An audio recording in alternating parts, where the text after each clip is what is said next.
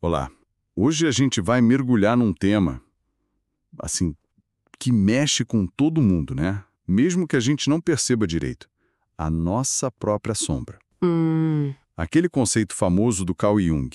E que, vamos combinar, dá um certo arrepio, né? sim, um pouco. Assusta um pouco. Mas olha, a ideia aqui não é ficar só na teoria, não. A gente quer conectar isso com coisas bem práticas, sabe? Tipo o jeito de encarar a academia, a musculação e até com histórias de gente que foi fundo, bem fundo para se curar. Acho ótimo trazer para a prática. Fica mais palpável, né? Exato. E para guiar essa nossa exploração, a gente tem um material bem interessante. Tem uns trechos de um canal no YouTube, o Despertar da Musculação Consciente. Interessante essa conexão. Pois é. Que faz essa ponte meio inesperada entre Jung e o treino físico.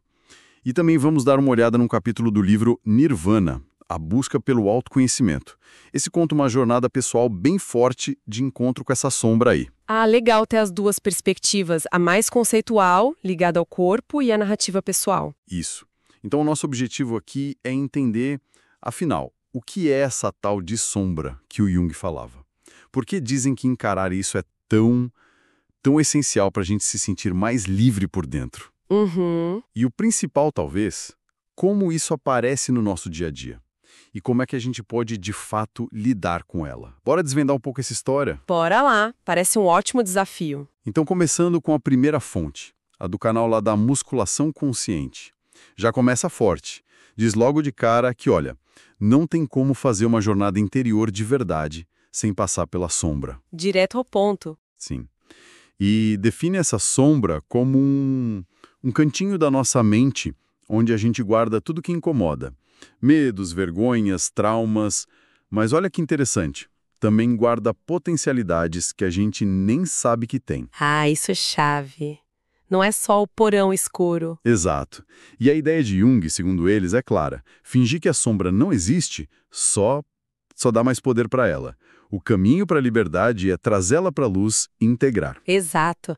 E é bom pensar na sombra como um espelho meio distorcido do nosso ego, daquela parte que a gente mostra para o mundo, sabe? O nosso eu consciente. Uhum. A sombra guarda tudo aquilo que esse ego, essa fachada, não quer admitir de jeito nenhum.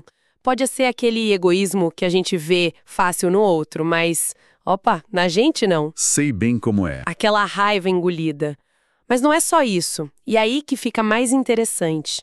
Um analista junguiano que eles citam, o Robert Johnson, ele diz algo fundamental.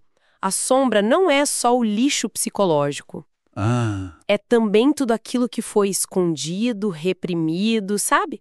Aquilo que foi considerado feio ou inadequado, talvez pela nossa criação, pela cultura. entendi. Isso pode incluir a covardia, a vaidade, a preguiça, sim, mas também, olha só, uma ambição que a gente abafou, desejos que a gente nem se permite pensar, dores antigas que nunca cicatrizaram direito. É um pacote bem completo mesmo. Pera aí, então. Você está dizendo que não é só coisa ruim. Tem coisa boa escondida lá também. Tipo potencialidades que você falou. Exatamente. E aí entra uma visão que eu acho muito potente, que a fonte também traz, a do James Hillman. Human, certo. Ele fala da sombra como um depósito de tesouros negados. Pensa assim, talvez lá estejam guardadas virtudes que a gente simplesmente abandonou pelo caminho. Virtudes? Como assim? É, tipo, aquela criatividade mais selvagem, sabe? Que não se encaixavam muito bem. Uma sensualidade natural que foi reprimida. Uma força para agir, para ir para o mundo que a gente teve medo de usar. A intuição que talvez disseram para a gente ignorar. Nossa. O ponto crucial aqui é entender que, ao negar a sombra, a gente pode estar jogando fora partes valiosíssimas de nós mesmos, entende? Então, integrar a sombra não é só fazer as pazes com um lado difícil. Certo. É também resgatar esses dons esquecidos. É quase como, sei lá, encontrar uns superpoderes perdidos no porão da nossa psique. Putz, essa ideia de tesouros negados. Isso muda bastante a perspectiva, né? Muda tudo. Faz pensar naquela metáfora da jornada do herói que o texto também menciona. A sombra seria tipo aquela floresta escura que o herói precisa atravessar. Exatamente essa imagem. Lá pode ter monstros, claro, mas talvez tenham também aliados escondidos, ferramentas, umas pistas. E como Jung dizia, e a fonte lembra bem, né? Não tem atalho para a gente se tornar inteiro, completo. Não mesmo. Seria bom, mas não tem. A gente quer a luz, óbvio, que é o caminho mais fácil, mas fugir da escuridão, do desconforto, faz parte do jogo. É quase um paradoxo, né? O medo de entrar na floresta é, na verdade, o primeiro passo para achar o caminho de verdade. É bem isso. E aí vem a pergunta, né? Como é que a gente atravessa essa floresta, na prática, sem mapa, muitas vezes? Boa pergunta. A fonte sugere um caminho com alguns passos. E o legal é que vai além de só entender com a cabeça, sabe? O primeiro passo, e talvez o mais difícil, é a autoobservação honesta. Mas honesta mesmo, sem filtro. Como assim? Prestar atenção no que te tira do sério, nos gatilhos emocionais. Sabe aquela pessoa ou situação que te irrita profundamente? Ah, sim, todo mundo tem. Ou aquele tipo de comportamento que você julga sem dó? Muitas vezes, isso que a gente aponta o dedo lá fora é um reflexo. É uma projeção de algo nosso que a gente não aceita ou nem reconhece que tem. Entendi. É aquele ditado, o que João diz de Pedro diz mais sobre João do que sobre Pedro. Aquela coisa. Exatamente essa a ideia por trás da projeção junguiana. A sombra tá ali, ó, gritando através do nosso julgamento do outro. Faz sentido. E depois de notar isso? O segundo passo, depois de começar a notar essas coisas, é a aceitação. Mas, atenção, não é uma aceitação passiva. Tipo, sou assim mesmo e pronto, fazer o quê? Certo, não é resignação. Não. É reconhecer que somos complexos, cheios de contradições, que a luz e a sombra moram juntas dentro da gente. Aceitar isso não é fraqueza, pelo contrário, é um sinal de maturidade, é parar de brigar com a própria natureza humana, sabe? Entendi. Parar a guerra interna. Isso. O terceiro passo é encontrar formas de dar voz a essa sombra, de expressá-la simbolicamente. Porque a sombra, muitas vezes, ela não responde bem à lógica pura, ao discurso racional. Ela fala a linguagem dos símbolos. Como assim linguagem dos símbolos? Tipo, sei lá, fazer terapia de arte, escrever um diário, essas coisas? Isso. Exatamente. Arte, escrita, analisar os sonhos. Trabalhar com arquétipos, aquelas imagens universais que aparecem em mitos, contos de fadas, como o herói, o sábio, a grande mãe. Jung usava muito isso, né? Mandalas. Sim, mandalas, mitos. Tudo isso são formas de dialogar com o inconsciente. De trazer o que está escondido para a superfície de um jeito que a nossa mente consciente consiga processar, mesmo que indiretamente.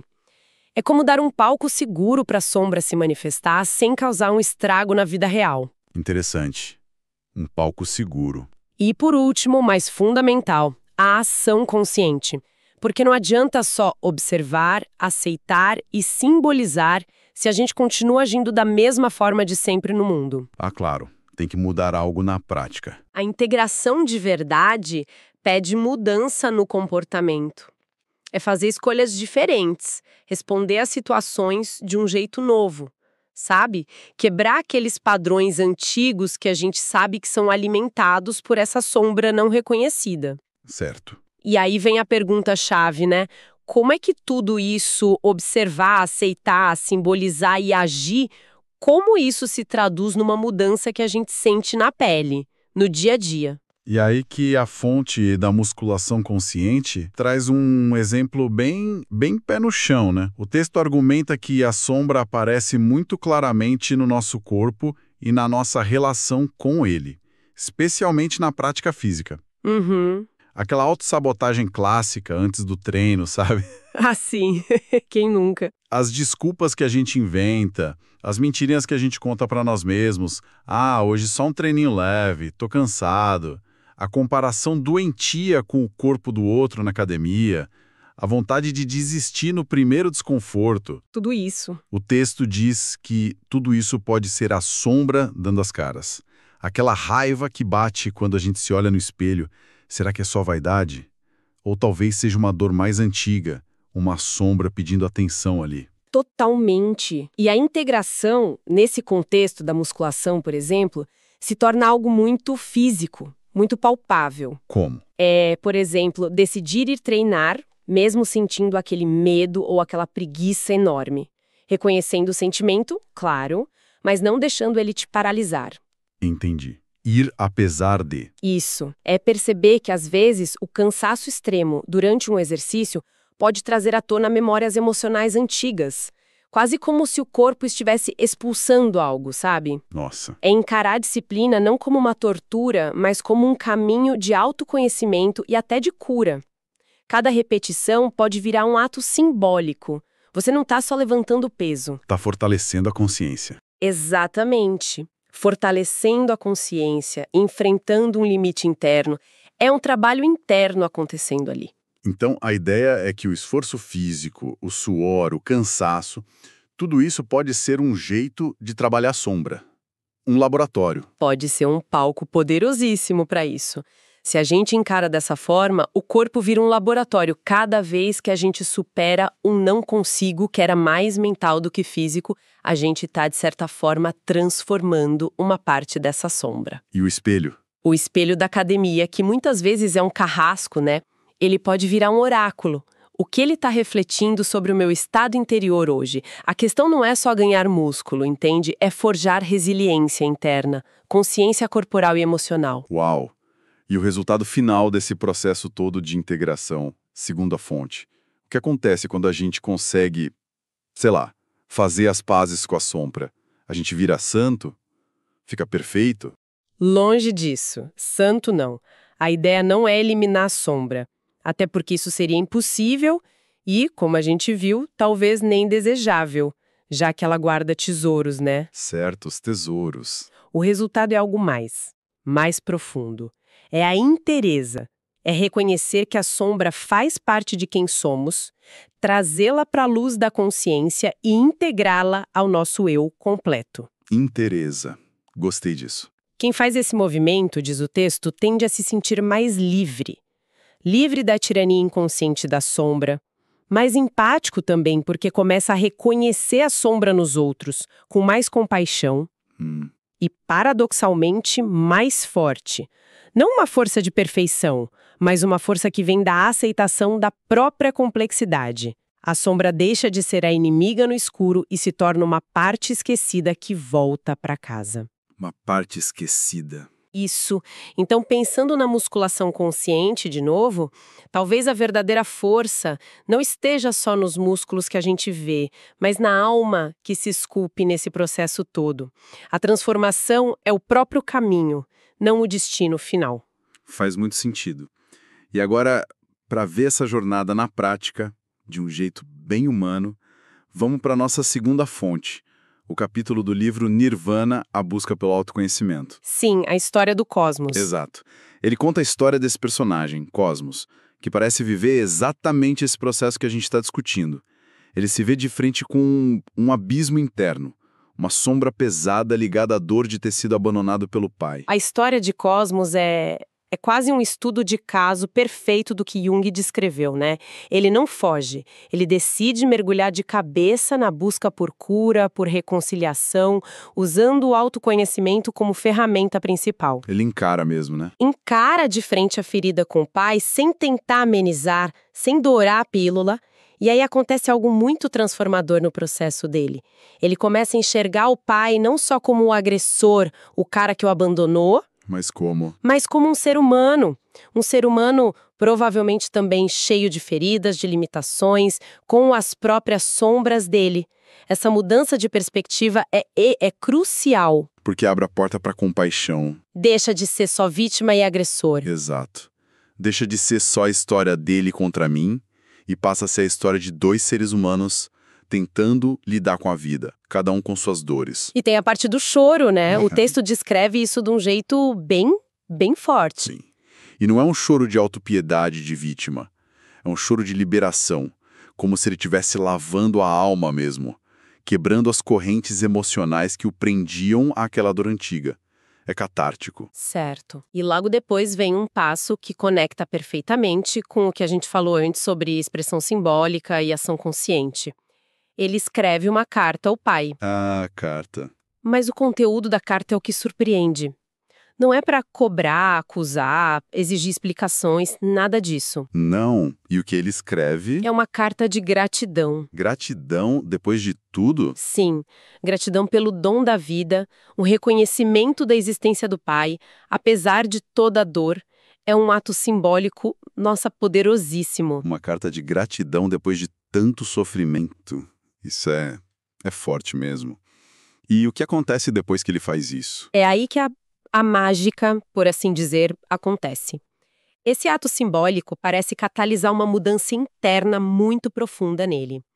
O livro descreve como se a armadura emocional que ele carregava há anos começasse a se dissolver. Uau. A dor não some de uma hora para outra, claro, mas ela começa a dar espaço para um sentimento de gratidão genuína e de leveza que ele nunca tinha experimentado antes. É fascinante ver como um gesto concreto, nascido de um processo interno de enfrentamento da sombra, pode ter um impacto tão grande na pessoa. E essa transformação muda a vida dele, pelo que o livro conta, né? Muda tudo. Muda completamente. É descrito como um renascimento mesmo. A forma como ele vê a vida se altera radicalmente.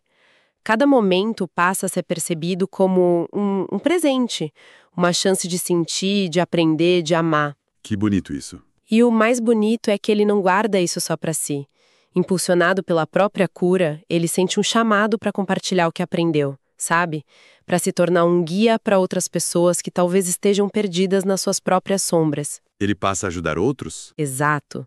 A mensagem dele se torna muito potente.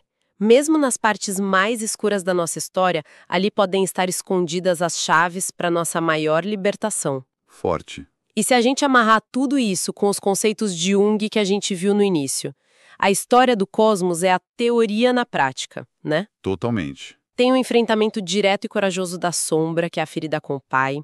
Tem o uso da expressão e da ação simbólica, que é a carta. Tem a mudança consciente de perspectiva e de atitude, a compaixão que surge, a decisão de guiar outros. Sim. E tem a integração resultando num novo jeito de ser, num estado que o livro chama de nirvana, mas não como um paraíso sem problemas, e sim como a capacidade de abraçar a vida por inteiro, com tudo que ela traz, luz e sombra. É a jornada de individuação acontecendo ali na prática. Uau. Incrível como as duas fontes se conectam, né? A teoria e a prática. Então, recapitulando um pouco o que a gente conversou hoje, a sombra, esse conceito do Jung, é bem mais complexa do que parece à primeira vista, né? Bem mais. Não é só um depósito de coisas ruins, mas também de potenciais esquecidos, daqueles tesouros negados que você falou. Exato. Integrar essa sombra não significa eliminá-la, mas trazê-la para a consciência, fazer as pazes com ela, e o caminho para isso envolve passos como se observar com honestidade radical. Aquela autoobservação sem filtro. Isso. Aceitar nossas contradições sem tanto julgamento. Encontrar formas de expressar o que está escondido, seja pela arte, pela escrita, pelos sonhos e, principalmente, agir diferente no mundo. A ação consciente. Fundamental. Vimos como isso pode se aplicar de forma bem concreta, tanto no jeito como a gente lida com o nosso corpo e o exercício físico, naquela ideia da musculação consciente, quanto na jornada de cura de feridas emocionais profundas, como a gente viu na história do cosmos e a carta para o pai. É um processo que leva à inteireza. Exatamente. E pra gente terminar, fica talvez uma provocação para continuar pensando, né? Manda lá. A primeira fonte falou muito sobre esses tesouros negados na sombra. Criatividade, sensualidade, potência, intuição. O Hillman falou em virtudes abandonadas. Sim. Então a pergunta que fica martelando é, além de lidar com as partes difíceis que moram na nossa sombra, que a gente já sabe que tem que encarar, que forças positivas, que talentos esquecidos, que virtudes podem estar lá também, esperando um resgate no porão da nossa consciência? Boa pergunta. Que aspectos construtivos de nós mesmos a gente pode ter reprimido ou deixado de lado, talvez sem nem perceber, junto com aquilo que a gente aprendeu a julgar como ruim ou indesejável? O que de bom pode estar escondido na nossa própria escuridão, esperando para vir para a luz? Quer conquistar o corpo que sempre sonhou, mas não sabe por onde começar? Então ouça agora o meu audiolivro Manual da Musculação Consciente, com 100 exercícios perfeitos para iniciantes. Você vai aprender a treinar com técnica, segurança e consciência direto da sua casa, antes mesmo de pisar numa academia. Desperte você também para a musculação consciente e transforme seu celular em um personal trainer inteligente. A evolução do seu corpo começa agora, com treino consciente e tecnologia.